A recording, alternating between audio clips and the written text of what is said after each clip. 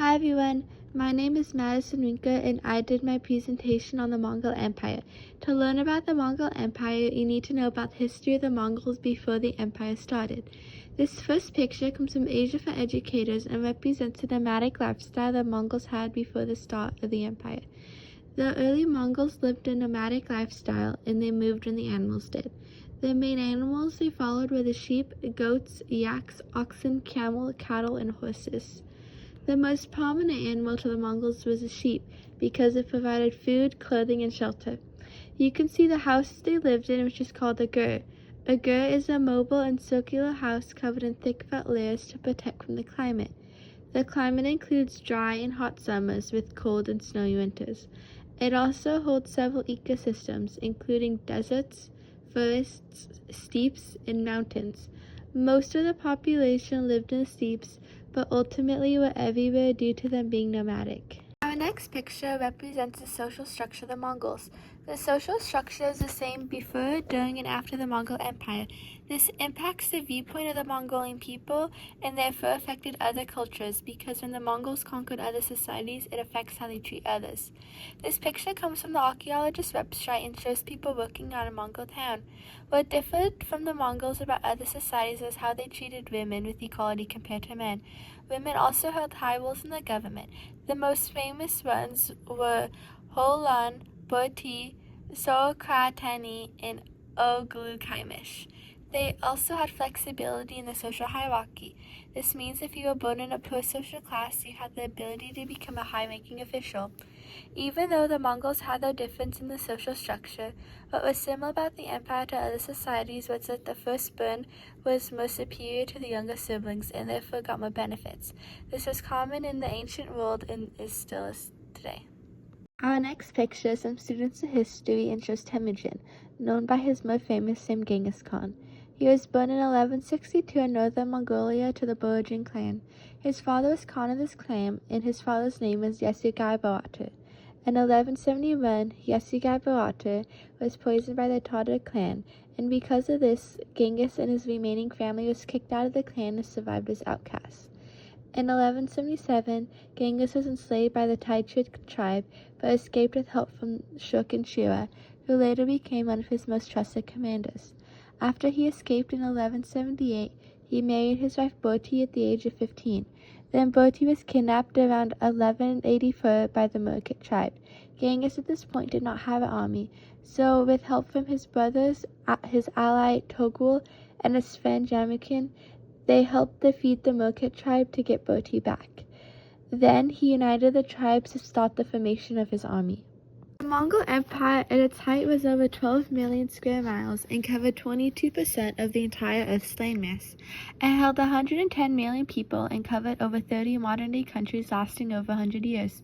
This picture shows the empire at its peak and is by the website World History Encyclopedia. Genghis Khan expanded the empire starting in 1206 and stopped when he died in 1227. He died due to reasons unknown, but it was likely due to falling off a horse a year before illness. First, he conquered China, followed by Korea, Eastern Asia, Afghanistan, and Khalkha. His son Otagai Khan then took over in 1229, conquering Russia, Bulgaria, Poland, and Hungary, until his death in 1241 due to alcohol poisoning. Genghis Khan's grandson Mongki Khan then took over in 1251, and he expanded further into China and Syria, until he died in 1259, and the land was divided into 4 khanates in the years between 1260 and 1294. Our next picture shows what happened after Mongki Khan died and is from the website Mongolians. The empire went into 4-year civil war because the new ruler was undecided. It was then divided into 4 what we know now as khanates. The first khanate is the Great Khanate, established by Kublai Khan in 1271 and covered the modern-day countries China, Mongolia, and parts of Tibet. The next khanate is the Ilkhanate, founded by Hulagu Khan around 1256 and covered Iraq, Azerbaijan, Turkey, Afghanistan, and Afghanistan. The next khanate is the Chagatai Khanate and was founded by 1227 by Chagatai Khan and is in the countries Uzbekistan, Kazakhstan, Kyrgyzstan, Tajikistan, Afghanistan, and western China. The last Khanate was the Golden Horde Khanate, which was founded by Batu Khan in the 1240s and covered Siberia, Central Asia, Eastern Europe. When the Khanates fell, it got divided into empires and territories. Our next image represents one of the many military advancements the Mongol Empire made. This image from some Technica and shows the Mongol bow. The Mongol bow was developed in the 12th century and was used by the nomads. And it was perfected in the 13th century, what made it different from other bows was the shape of the bow. It was composite and made from wood, animal horn, and sinew held together by animal glue. It could also shoot up to 620 yards, but was most commonly used from 350 yards away.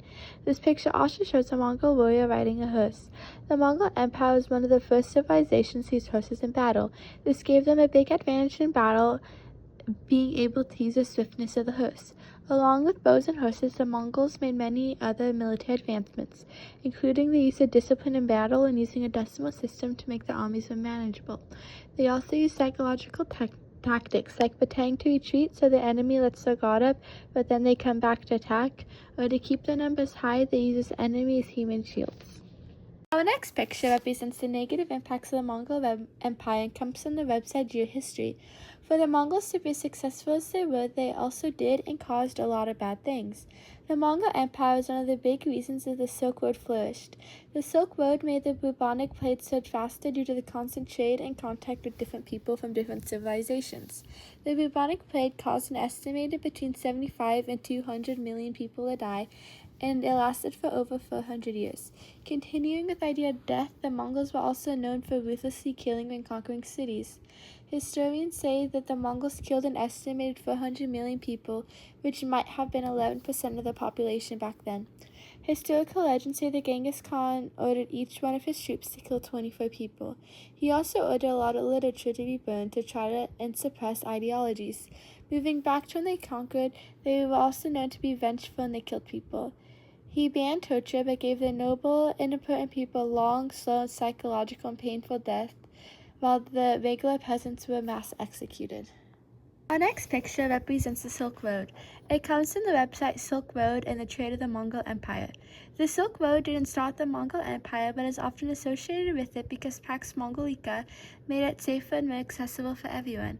It lasted for over 1,500 years, from 130 BCE to 1453. It started during the Han Dynasty and ended when the Mongol Empire fell. The road was over 4,000 miles long and covered more than 40 countries. It connected Afro-Eurasia together under routes and allowed cultures to mix together. Along with that, the route wasn't only on land, as a common misconception, but as ocean as well. The Silk Road started due to silk trade, but overall involved into a lot more things like fruits, vegetables, textiles, wood objects, metal objects, art, spices, stone, tools, animal skin, and more. Not only were objects traded, but also ideas like religion, math, science, medical, and astrological knowledge was shared between cultures. This allowed ideas to build off of each other, called collective learning. Our next image represents Pax Mongolica and comes from the website Study. Pax Mongolica occurred during the 13th and 14th century. If you were to translate Pax Mongolica into Latin, it would mean Mongol peace. The main idea of this was as a time period of peace during Afro-Eurasia. It involves an increased commerce, stability, and communication. This happened when the Mongols conquered other countries. It unified Afro-Eurasia under one government. That one government made a reliable taxing system, made a book of laws known as the Yasa Code, and established the YAM, which is a highly efficient postal service. All of these things created Pax Mongolica. It also ended when the Mongol Empire divided into 4 khanates, further proving the Mongol impact. This also made the Silk Road a lot safer, because during the Mongol Empire, and is why the Silk Road is often associated with the Mongol Empire. Pax Mongolica globalized the world and drastically changed it and shaped it, allowing the world to get more ahead. The final image represents the impact of the Mongolian Empire on the world and how the world would be completely different without it. The statue shows Genghis Khan on horseback and is found on the website Discover Mongolia Travel. This statue is in Ulaanbaatar, Mongolia. Starting with what I mentioned earlier with Pax Mongolica, Silk Road, bows, military tactics, psychological tactics, social structure, nomadic lifestyle, the decimal system, Yasa code, and Yam. Even the negative impacts like the millions of deaths that were caused due to the spread of the bubonic plague and the loss of literature all made big impacts. They also did much more than I was able to mention earlier. The Mongolian Empire had a lot of advancements like the compass, paper money, and paper itself. The ideas of astronomy with Islamic calendar, medicine with anesthesia, and the suspension method, math with the decimal system. These things and more were all expanded due to the ideas of the Mongols. It is not an understatement that the Mongolian Empire changed the future of the world.